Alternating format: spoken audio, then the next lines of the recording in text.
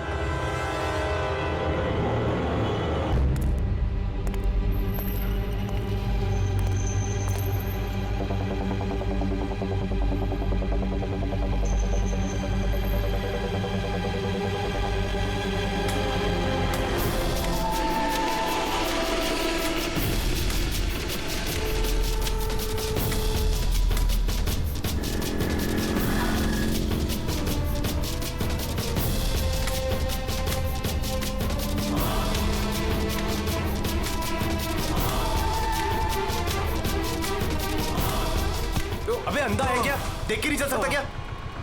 अंधा ही हूं भाई। अरे भाई सॉरी, मेरी छड़ी मुझे पता नहीं था।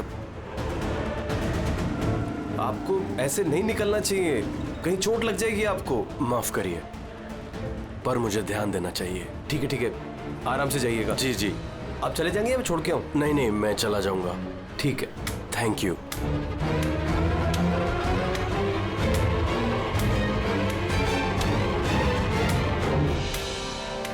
क्या हो गया यार? ये इतना दर्द क्यों हो रहा है?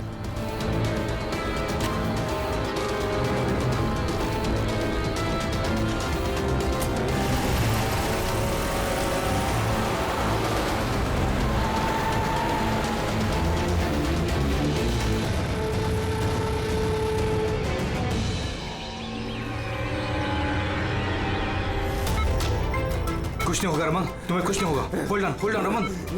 पैर पकड़ो। डॉक्टर इंजेक्शन, जल्दी फास्ट, क्विकली। डॉक्टर इंजेक्शन दो जल्दी।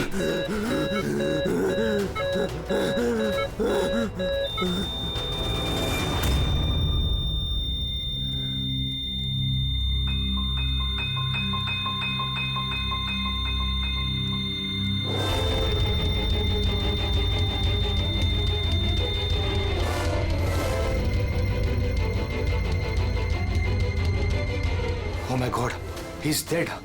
और इनकी मौत नेचुरल भी नहीं है। अब क्या? I know, Priya. It's a murder. और मैंने डॉक्टर सालुंके को इस केस के बारे में सब कुछ पहले से बता दिया था।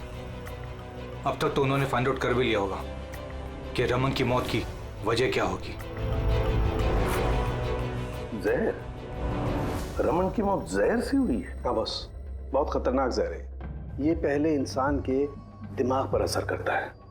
पहले डिलेरियम, फोटोफोबिया, एमनेशिया। उसके बाद ये जहर इंसान के बाकी के अंगों पर असर करता है। बाकी के अंग धीरे धीरे काम करना बंद कर देते हैं और इंसान की मौत हो जाती है। सर उनके साहब, इसका कोई एंटीडोट तो होगा ना? हर जहर का एंटीडोट होता है फ्रेडी, लेकिन उसके लिए हमें उस जहर के बारे में पूरी जानकारी होनी चाहिए। बस ये जहर आसानी से पकड़ में नहीं आता है। मुझे भी बहुत सारे टेस्ट करने पड़े इसे ढूंढने के लिए। सर, जहर दे के मारना एक अलग बात है, और ऐसा जहर देना जिससे इस तरह तड़प तड़प के मरे, ये जरा चौंकाने वाली बात नहीं लगती? लेकिन ये जो भी कोई है, ऐसी नफरत करता था रमन के साथ कि उसने उसे ऐसी खतरनाक मौत दे दी। समझ में नहीं आता कौन हो सकता है ये, कौन होगा? कोई भी हो सकता है सर, रमन को जुए की लत थी। क्रिकेट, रेस कोर्स, सट्टा, हर तरह का जुआ, और इसी चक्कर में वो 5 करोड़ के कर्जे में था। 5 करोड़? 5 करोड़? हाँ सर, उसको धमकी भरे मैसेजेस भी आए थे।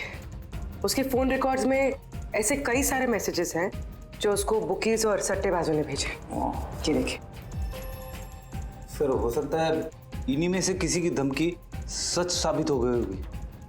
पता नहीं, पर जिस तरह से इसको मारा है सर, लगता तो नहीं है किसी बुकी का काम है। फिर भी इन्हें बुलाना तो पड़ेगा, शायद कुछ पता चल जाए। हाँ। Hello ACP Pradyuman. अच्छा, ठीक है।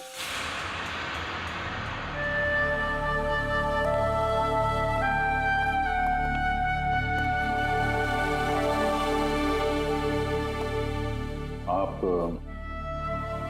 रमन का चचेरा भाई हितेन। हितेन, किसी ने रमन का खून कर दिया है।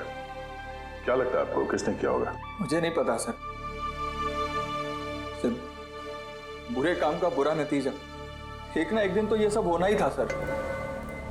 अब किसने किया, कैसे किया, ये तो नहीं पता सर। लेकिन इतने सारे लोगों से दुश्मनी, इतने सारे लोगों का कर्जा, उन्हीं में से किसी ने अच्छा, आपके अलावा परिवार में इनका और कौन? माँ है इसकी, लेकिन अब वो कहाँ पर है ये मुझे नहीं पता। ठीक है हितेन, हमारी इन्वेस्टिगेशन अभी चल रही है, तो बॉडी अभी यहीं रहेगी हमारे पास। आप अपना कॉन्टैक्ट नंबर वहाँ लिखवा दीजिएगा, जरूरत पड़ेगी तो आपको तकलीफ देंगे। जी सर।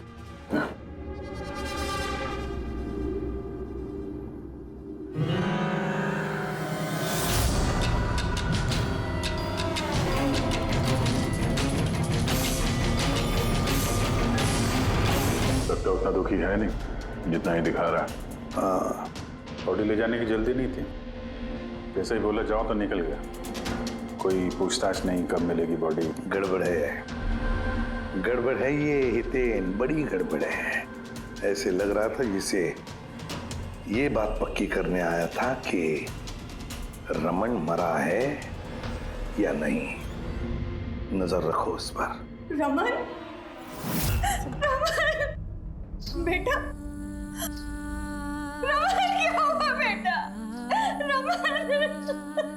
मैम, आप बेटा मेरा रमन, माँ मैं इसकी वसुंधरा। बेटा क्या हुआ? मैं तो तेरा इंतजार करती रही कि तू आएगा और मुझे घर ले जाएगा एक दिन, पर तू तो इतना दूर चला गया बेटा। रमन, तो आप अपने बेटे रमन के साथ नहीं रहती थी? जी नहीं सर। आप? सर मेरा नाम मदन है। भगवान, मुझे क्यों बिठा रखा यहाँ पे? उठा लेता मुझे ही। संभालो अपने आप को। और कितना रोग इस नालायक के लिए। इसको अपनी करनी की सजा मिली है। नहीं बेटा, ऐसा मत कहो। चाहे जैसा भी था, बेटा था मेरा।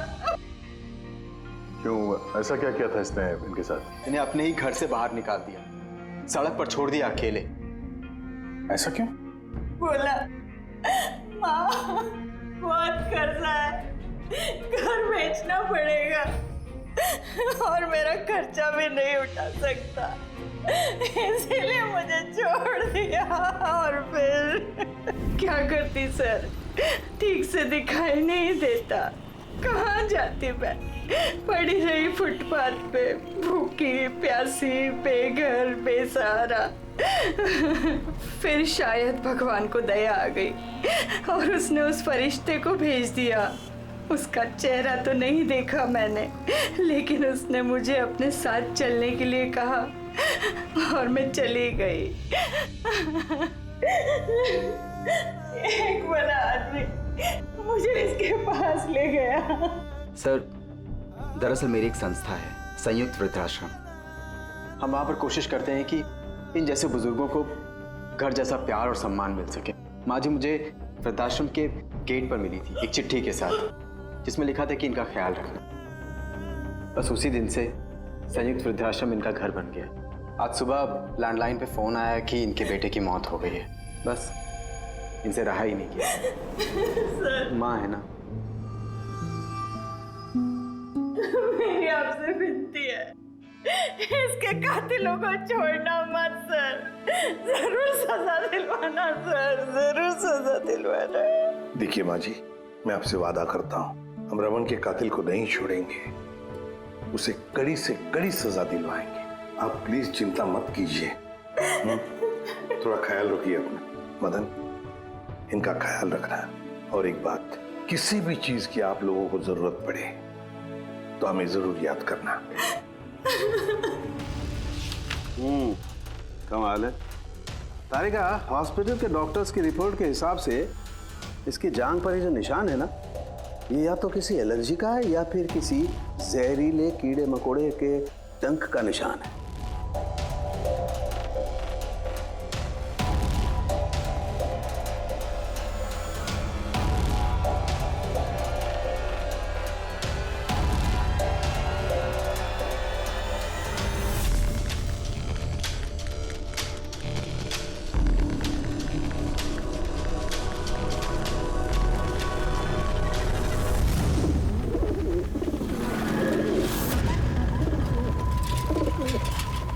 सर, इस हितेन की हरकतें ठीक नहीं लग रही है सर। ऐसे ऐसे लोगों के साथ उसका उठना बैठना है, उस पर शक करना बनता है सर। एक और बात है सर, कुछ समय पहले ये रमन ने उसे अपने घर से निकाल दिया था। अब रमन के मरने के बाद वो उसकी प्रॉपर्टी हड़प करने की कोशिश कर रहा है सर। सर एक मिनट, यहाँ आएंगे प्लीज। सर इसके स्किन पे ना मुझे कुछ ये अजीब सा दिख रहा है।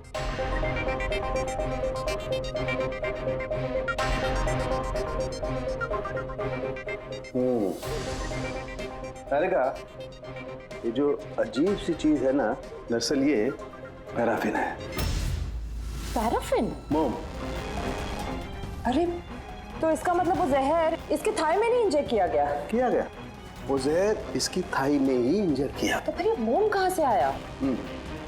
मोम कहाँ से आया? तारिका, यहाँ से खूनी ने जहर इंजेक्ट किया। दरअसल ये जहर मोम से, पैराफिन से कोटेड था, इसीलिए इसकी इस चमड़ी पर भी और इसके खून में भी हमें पैराफिन मिला है।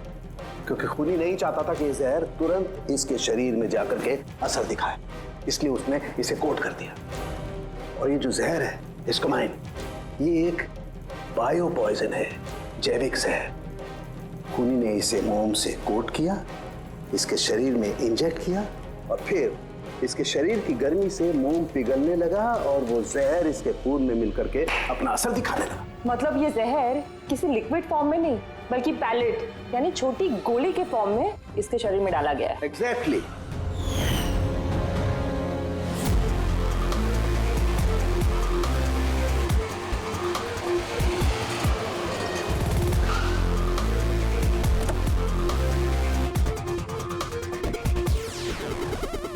ये वो कंस्ट्रक्शन साइट जहाँ पे रमन इंजीनियर था। उसके कोलीग बता रहे थे कि यहाँ से निकलने के बाद उसको कुछ पैर में तकलीफ हुई है। लेकिन यहाँ पे जो वर्कर्स काम करते हैं उन लोगों ने बताया कि जब तक वो कंस्ट्रक्शन साइट में था तब तक तो वो ठीक था। इसका मतलब जो भी हुआ कंस्ट्रक्शन साइट से बाहर आने के बाद ही हुआ, तो यहीं पे हुआ होगा। यहाँ पे तो आसपास पता करते हैं, शायद किसी ने कुछ देखा। सर आप लोग चलिए, मैं जरा चाय पी के आता हूँ। मतलब चाय वाले से पूछ के आता हूँ, कुछ देखा है क्या? अभिजीत, ये बच्ची कंस्ट्रक्शन साइट के सामने अखबार बेच रही है, पूछते हैं उससे।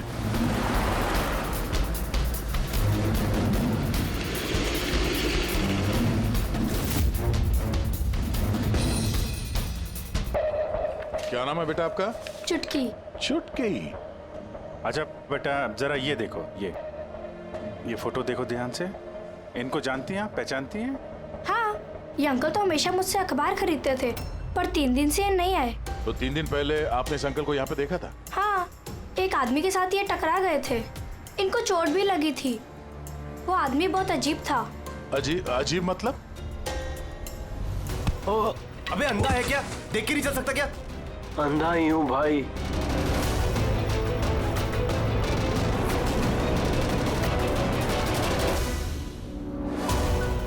तो क्या हो गया यार, दर्द क्यों हो रहा?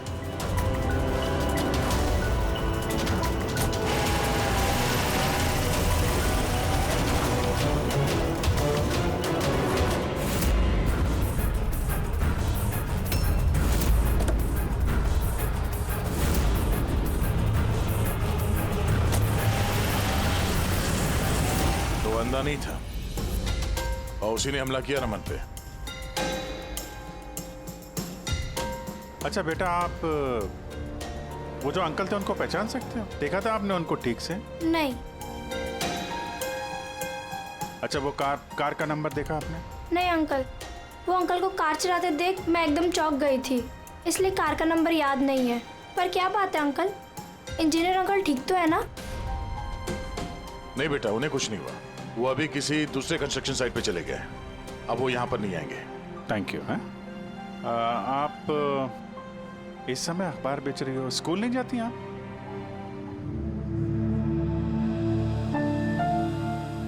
क्या बात है, हैं? स्कूल तो जाना चाहिए। आप कितनी इंटेलिजेंट लड़की हो। एक्चुअली हर बच्चे को स्कूल जाना चाहिए और आपको भी जाना चाहिए। पर स्कूल जाने के लिए बहुत सारे पैसे चाहिए ना अंकल, मेरे पास पैसे नहीं है। बेटा अगर आपको पैसे ना देना पड़े तो आप स्कूल जाएंगी? हाँ अंकल, जरूर जाऊंगी, मुझे पढ़ना है।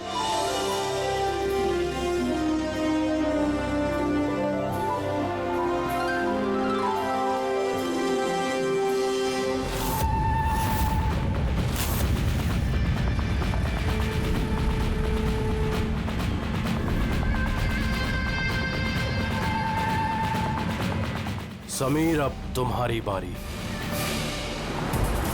हाँ बोलो। हाँ यार, तुम्हें एक बार में समझ में नहीं आता है। देखो, मैंने तुम्हें पहले भी कह दिया है कि तुम कुछ भी कर लो, मैं इस खंडहर के लिए एक कौड़ी भी खर्च नहीं करने वाला।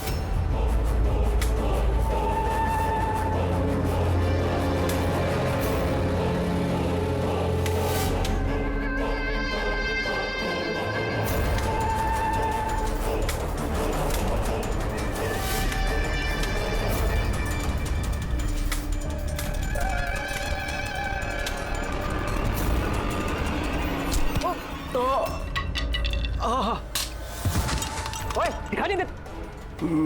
मेरी छड़ी। Sorry I am sorry. मेरी छड़ी। I am sorry. अब आपको कहीं लगी तो नहीं? आप ठीक है ना? मैं आपको कहीं ड्रॉप कर दूं? नहीं, मैं ठीक हूँ, मैं चला जाऊंगा। आप ठीक है ना? नहीं, I'm okay। आप संभाल के जाइए। हाँ जी, आप संभाल के जाइए। Okay, thank you.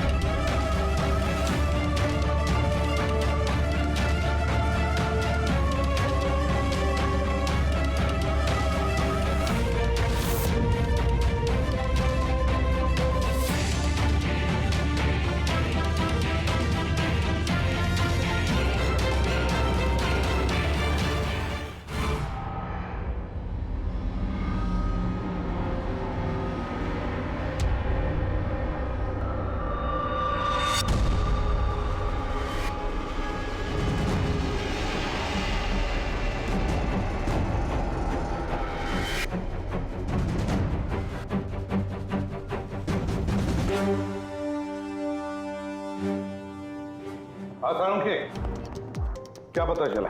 बस इस आदमी को जो जहर दिया गया ना, वो भी किसी पौधे से ही बनाया गया है। क्या? ये भी किसी पौधे से? हाँ बस, लेकिन ये कौन सा जहर है ये अभी तारिका पता कर रही है। इस जहर का नाम है रिकिनस कम्युनिस और ये जहर पहले वाले जहर से भी बहुत ज्यादा तेज और खतरनाक है। रिकिनस, ये किसी पौधे का नाम है क्या? हाँ फ्रेडी, ये किसी पौधे का नाम है और बॉस ये कोई आम पौधा नहीं है, बहुत मुश्किल से मिलता है। और खूनी जो कोई भी हो बॉस, उसे पौधों के बारे में बड़ी अच्छी जानकारी है। हाँ, जानकारी तो होनी चाहिए पौधों के बारे में, तभी तो। लेकिन सर, इन हत्याओं की वजह क्या है? ना तो हमें रमन की हत्या का कारण पता है और ना समीर का, और दूर दूर तक इन दोनों का एक दूसरे से कोई संबंध ही नहीं है। सर, समीर और रमन के बीच में एक चीज तो कॉमन है। क्या? माय गॉड, तो ये है वो कड़ी जो समीर और रमन को जोड़ती है। तो क्या दोनों ने एक ही गलती की? जी सर, रमन की तरह समीर ने भी अपने बूढ़े और कैंसर पेशेंट पिता को घर से निकाल दिया था। हमने उनके बारे में छानबीन की और एक ऐसे शख्स से मिले जिन्होंने समीर के पिता को ढूंढने में मदद भी की और इस केस को एक नया मोड़ दिया। कौन है वो? सर, ये डॉक्टर दिनेश है। Hello sir. कैंसर सेंटर के चोड़ी। समीर के पिताजी का इलाज यही कर रहे थे। डॉक्टर दिनेश, जरा एक बात समझाइए।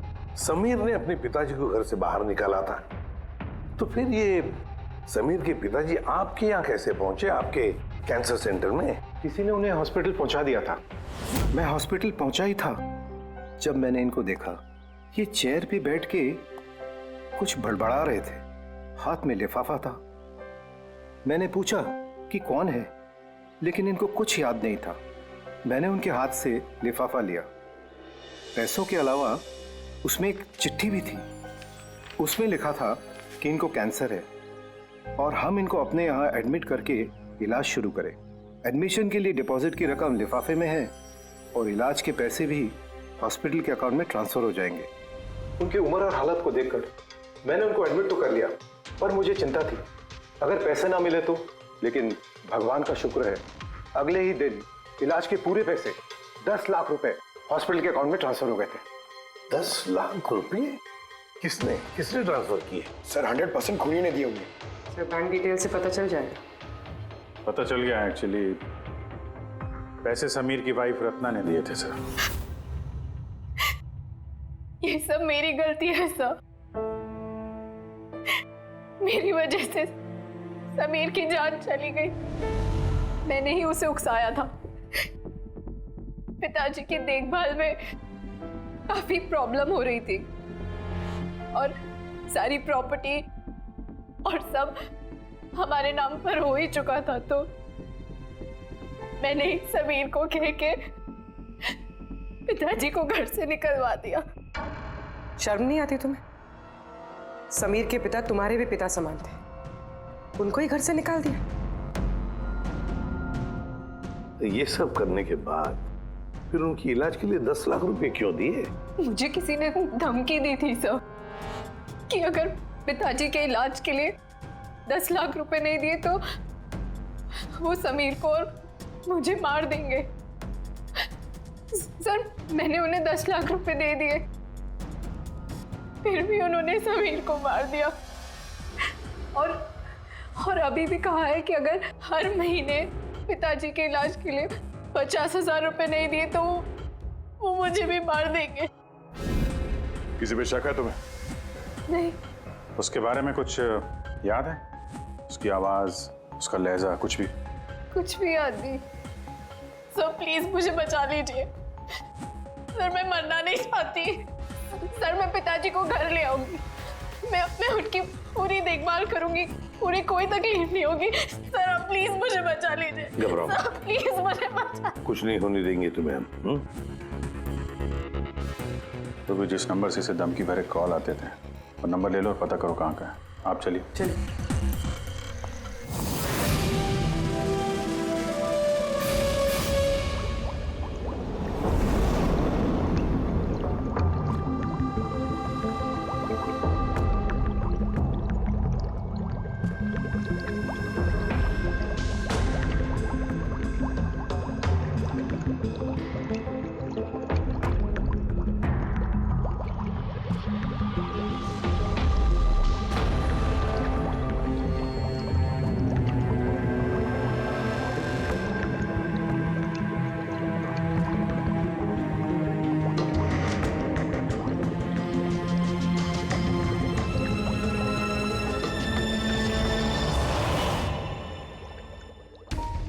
सर हमने इतने सारे एंटीडोट्स बना लिए, लेकिन इसकी क्या गारंटी है कि खूनी इन्हीं में से किसी जहर का इस्तेमाल करेगा। अब कुछ भी हो जाए, हम खूनी का दिमाग तो नहीं पढ़ सकते ना। तुम्हारी बात बिल्कुल ठीक है तारिका, लेकिन एक बात समझो, खूनी इन पौधों का जहर निकाल करके इस्तेमाल कर रहा है, इन पौधों का, पहले से भी ज्यादा तेज हर बार। तो हमें हमेशा चौकन्ना रहना पड़ेगा, पता नहीं वो अगली बार कौन से पौधे का जहर किस पर इस्तेमाल करे, पता नहीं किस पर, कब, कहां, कैसे, किस पौधे का, पता नहीं।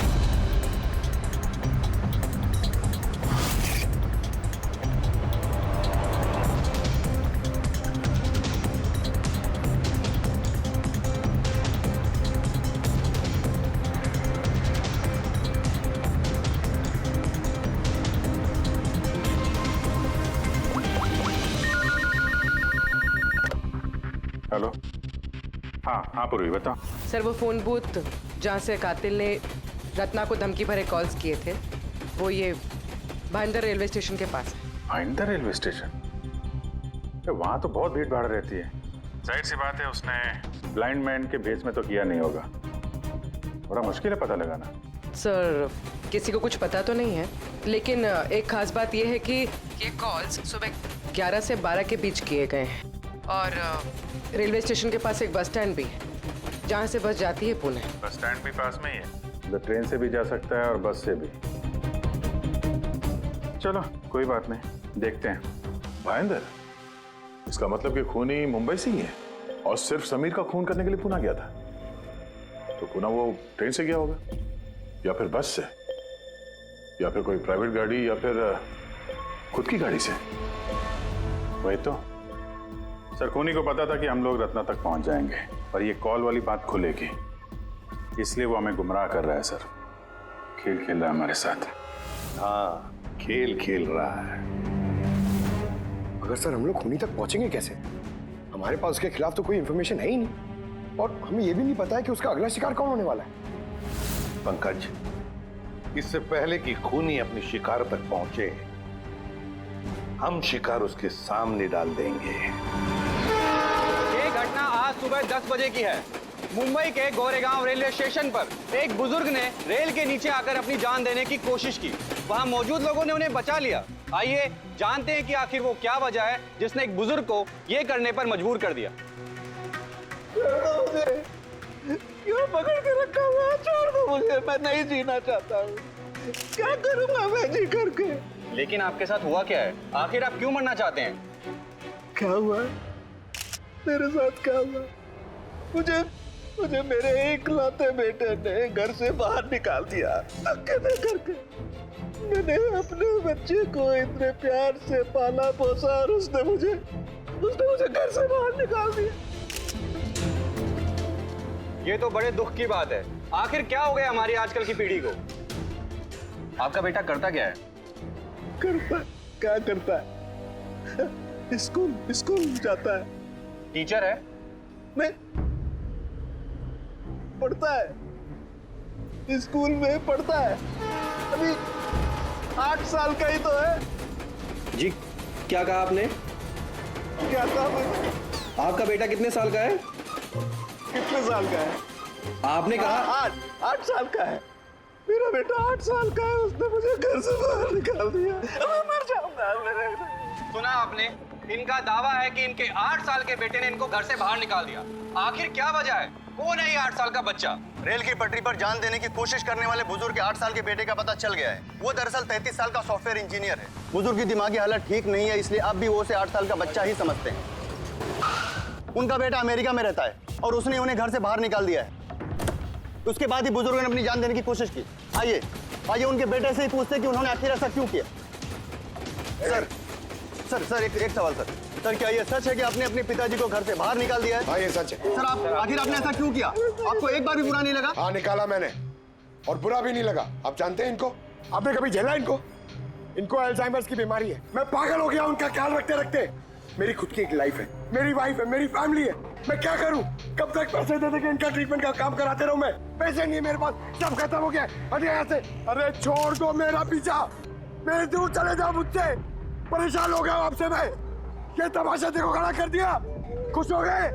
चले जाओ मुझे छोड़ के यार। Sir sir sir sir sir sir कभी आप भी तो छोटे थे ना। इन्होंने आपको पाल पोस के बड़ा किया, इस लायक बनाया और आपने इन्हें घर से ही बाहर निकाल दिया। तुमको बहुत प्यार आ रहा है? हाँ? जा अडॉप्ट कर ले जाके। दिमाग खराब मत करो मेरा। तुमको जो करना था ना तुमने आके कर लिया बवाल खड़ा। प्यार भी मिल गई ना तुमको, पैसे कमा लिए ना। हटो यहाँ से। तो देखा आपने कि किस तरह एक लड़के ने अपने बाप को घर से बाहर निकाल दिया। अब ये बेचारे बुजुर्ग कहाँ जाएंगे, किसके सारे जाएंगे? इन्होंने अपनी सारी पूंजी अपने लड़के पे लगा दी और आज इनके लड़के ने इनको घर से ही बाहर निकाल दिया।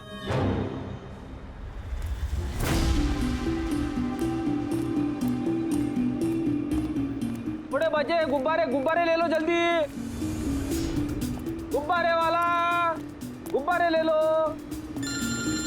अरे बेटा गुब्बारे गुब्बारे गुब्बारे ले लो। गुब्बारे वाला गुब्बारे ले लो। गुब्बारे गुब्बारे ले लो। गुब्बारे गुब्बारे ले लो बेटा। गुब्बारे गुब्बारे ले लो। गुब्बारे गुब्बारे वाला गुब्बारे गुब्बारे ले लो।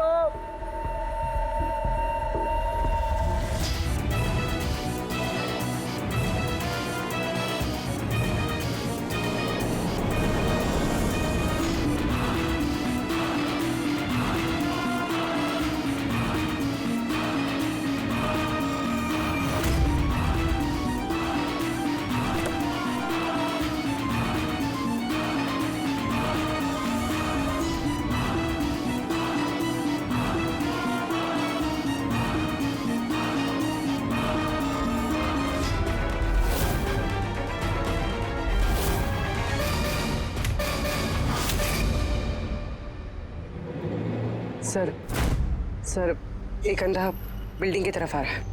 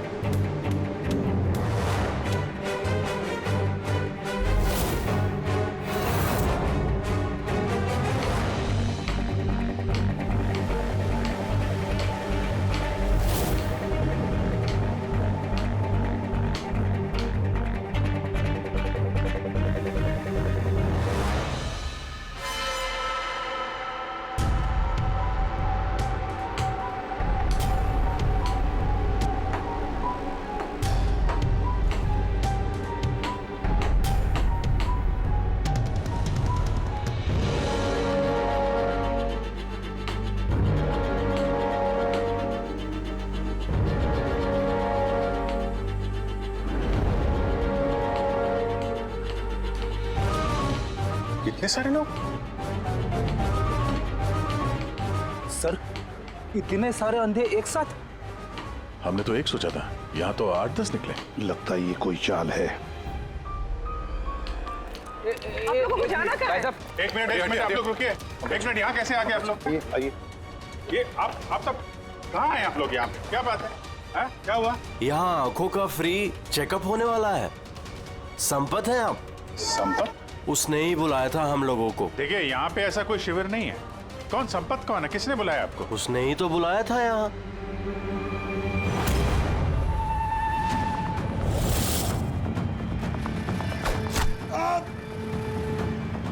पंकज पंकज पंकज क्या हुआ? पंकज वो रहा। पकड़ो उसे। छोड़ना नहीं।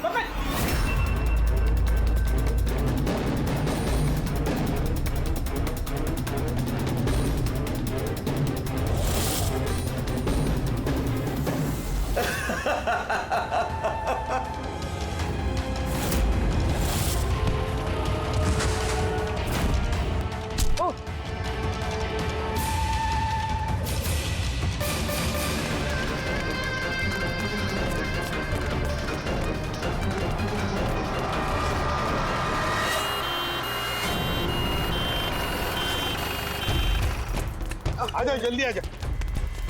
पंकज तुझे कुछ नहीं होगा। पंकज इसे एम्बुलेंस में लेके चलो।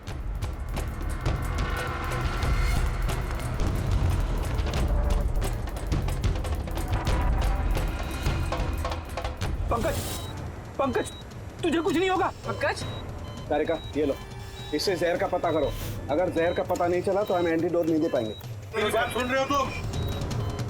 सुना नहीं है पंकज, आंखें बंद मत होने देना। आदिश, हमारे पास इसका एंटीडोट हो, वरना हमें इसे हॉस्पिटल ले जाना पड़ेगा। एंड आई एम श्योर ये वाला जहर पहले वाले जहर से बहुत ज्यादा स्ट्रॉन्ग है। तारिका, एक काम करो, नेशनल बायो सेंटर को फोन करो और उसे लाइन पर रखो।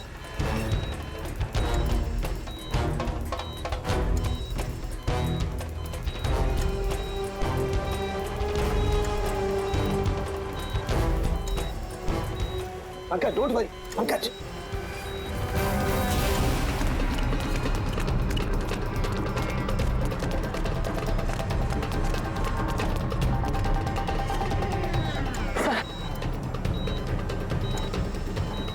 ओह माय गॉड, ये नहीं हो सकता है।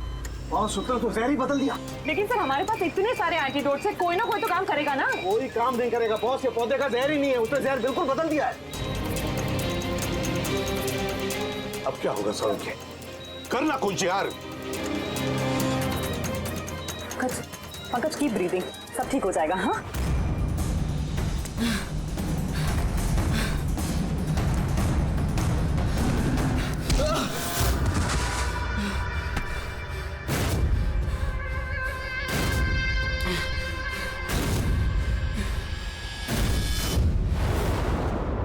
सर, मेरा नाम मदन है। तुमने क्या ये सब?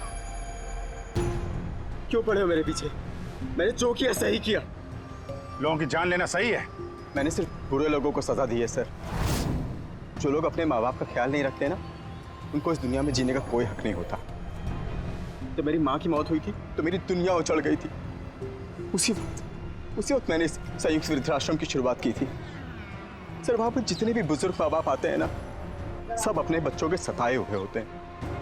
ये देखकर मेरा खून खौल जाता है। मैंने उसी वक्त ये फैसला किया था कि मैं इन सबको सबक सिखाऊंगा, इसीलिए मैं मार देता हूं इनको। क्या गलत किया मैं?